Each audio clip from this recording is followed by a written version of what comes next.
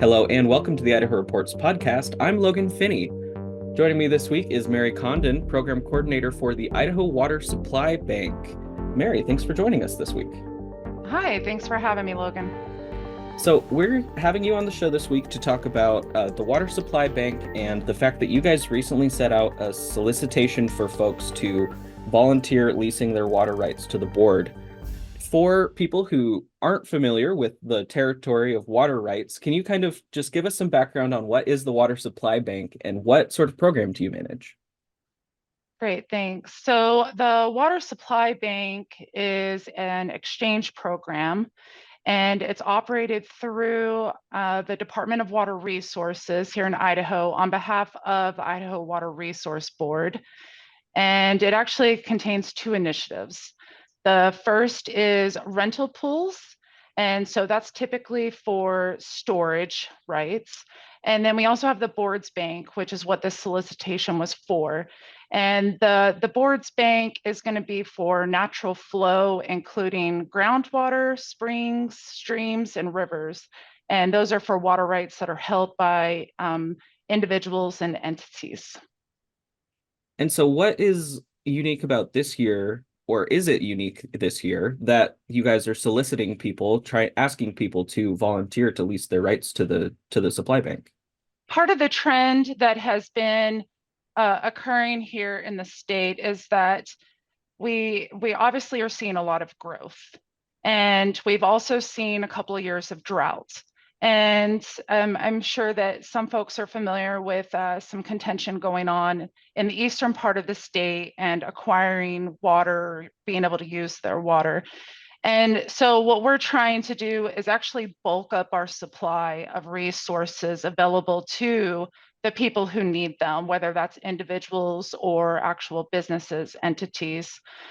Because like I said, we're seeing growth, large development, housing, commercial, some folks just need turf for rest areas all the way down to residential. And then we have fish propagation, solar farms. We've seen some of those come up recently. And then our industrial uses for soil compaction, or like keeping it, so you don't have the dust flying everywhere, and even dairy. But another trend that we're also moving towards is conservation. So it's not just use, it's also the conservation of this resource. And so that includes stream flow maintenance, keeping the water actually in the streams instead of putting it onto fields where most of it's consumed, and then some mitigation offsets for the amount of depletion that's occurring, and even recharge efforts. We have large recharge efforts that are going on throughout the state to help bulk up our aquifers. Sure, places where we've seen aquifers declining over the last years and Correct. decades. Yeah. And so when we're talking about this water supply bank, it's not a literal giant storage tank somewhere, right? We're talking about assigning rights on paper to the water that's flowing through Idaho's streams and rivers. Correct. Yeah, we're not going on people's property and pumping it out and then taking it somewhere else. We are entering into a contract with that user that they will idle and stop using that water that they're offering. And then when we have a renter who needs it, then they can use that same priority date for that same water source for their needs, for that new or supplemental use that they are trying to do. And I'm curious as well, because water rights are the phrase is first in time, first in right. So it's kind of a seniority based system. Is this program beneficial for folks who perhaps have more water rights than they need to use in a given year? Is that kind of the target audience for someone participating in this program, like someone who's say a sugar beet farmer who isn't watering as many acres as he did last year, but he doesn't want to necessarily give up those water rights he's not using this year? Am I on the right track there?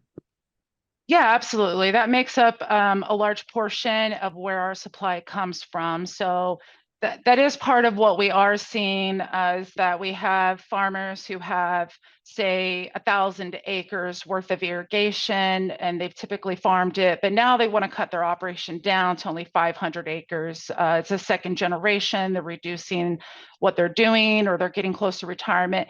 And so now you have this supply, this beneficial use has occurred historically, And in order to keep that valid, they then place that into the water supply bank to protect it and also make it available for others. And another portion of our supply that's made available to us is when we have some developments that are purchasing these water rights either off the land or with the land, and they're not ready for their projects yet. And so in order to protect, again, that water right from forfeiture, while they're still developing their plan, getting funding, they go ahead and place it into the water bank in order to make it accessible for others who may need to rent it during that time.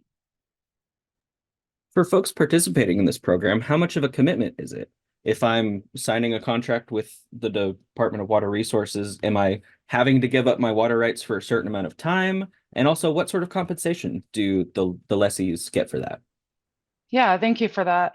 So the commitment can be up to the applicant, but it's a minimum of 1 calendar year and a maximum of 5 calendar years per contract term. And so if you enter into a 1-year contract with us, you're saying that you will not use this water for 1 year because we need to be able to make that available for somebody else. And if they've started using that water, you can't also then start using your water again. So there is that commitment. And then, of course, like I said, up to 5 years, but they can re-enroll back into this for 5-year terms consecutively as they need to. So to address your question about compensation, currently the rate for the rental of water is $23 an acre foot. So on general, an acre of land might get net you $80 to $100, depending on where you are in the state. The rate next year is going to be $33 an acre foot. So it has increased. Part of the reason we're having this conversation today is because the water bank is looking for additional water rights for people to lease to them. What particular parts of the state are you guys looking at for those solicitations? Definitely, we are looking at areas of high population growth or industrial growth, commercial growth. And a lot of these are going to be in the Eastern Snake Plain Aquifer for groundwater. And we are also looking for groundwater in the Big Lost area, the Wood River Valley area, and typically any of our groundwater management areas. And so if somebody's in a groundwater management area, they're usually aware. So those are our highly sought after areas. And then of course, in the Middle Snake, we're looking for additional surface water. If you have any additional questions about this, you're always welcome to reach out to our department and speak to a water resource agent of the day. It doesn't have to be particularly me that needs to answer that question for you, but we do have agents that are aware of our program. They can assist you with the filing for these lease applications and help you put those together. They can also help you with any of your questions about renting water in our state. Sure. The whole point of a bank is you've got people putting water in, but you also have people taking water out. Exactly. All right. Well, Mary Condon with the Idaho Department of Water Resources, thanks so much for joining us this week. Thank you.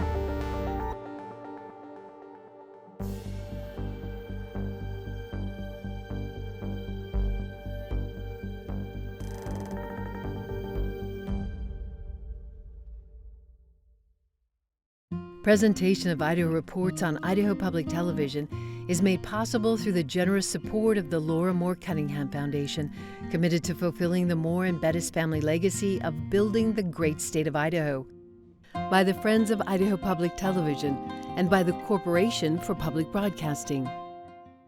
Support for Idaho Public Television comes from the School of Public Service at Boise State University, providing objective and impactful research for Idaho and beyond, and academic programs with hands-on learning that equip students to be effective public service leaders.